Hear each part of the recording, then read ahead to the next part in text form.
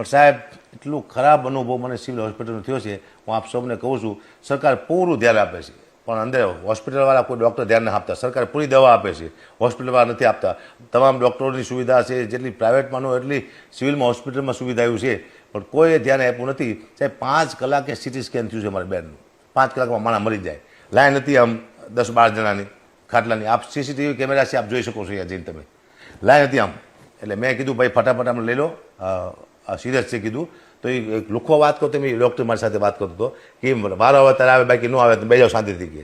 કીધું ભાઈ હું હકાબા ગઢવી છું, કલાકાર છું, તું મારે આવું વર્તન ભાઈ તમે ડૉક્ટર સાહેબ આવું કરો છો તો નાના માણસ શું થયું છે અહીંયા? હું એ વિચાર કરું છું, નાના માણસ તમે શું જવાબ આપતા છો અહીંયા? અને સાહેબ મેં એમ કીધું, હું એમ કીધું તમે મારો વારો પહેલાં લઈ લો એમ, પણ આમાં સિરિયસ કોણ છે એ તમે જરા જો, એને તમે પહેલાં લો. કોઈ નહીં, 5 કલાકે સિટી સ્કેન થયું, 3 કલાકે તો ડૉક્ટર આવે છે. ડૉક્ટર મગજનો ડૉક્ટર હોય ને એ 3 કલાકે આવે છે. એટલે સરકારને કહું છું, હું અહીંથી આરોગ્ય મંત્રીને પણ કહું છું કે આપ ચોક્કસ ધ્યાન આપજો સિવિલ હોસ્પિટલમાં રાજકોટની, જેની માટે ગરીબ માણસો નભે છે. એવું હોય તો તમે તમારો કોઈ માણસ મોકલો, ગરીબ નાનો કોઈ વ્યક્તિ, ત્યાં કેવી સર્વિસ મળે તમને ખબર પડે ત્યાં.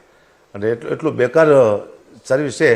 મેં નાને એક મંત્રીને પણ મેં ફોન કર્યો હતો. સાહેબ મંત્રીનું પણ માન આ લોકો રાખ્યું નથી, બિલકુલ માન નથી રાખ્યું, કોઈ ધ્યાન આપ્યું નહીં. મારી સાથે માણસો પણ સારા સારા હતા એમ, પણ કોઈ તમે આ સીસી કેમેરામાં જોઈ શકો છો. 12 થી 15 દિવસ થયા છે. હું તારીખ એવું હોય છે તો આપી દઈશ તમને. સિવિલ હોસ્પિટલનું બધા ન્યૂઝ જોવાની વિનંતી કરું છું. આપણે ચોક્કસ રાજકોટ સિવિલ હોસ્પિટલમાં જાઓ અને એક દર્દીને પૂછો, દર્દીને તમારી હાલત શું છે અહીંયા આગળ.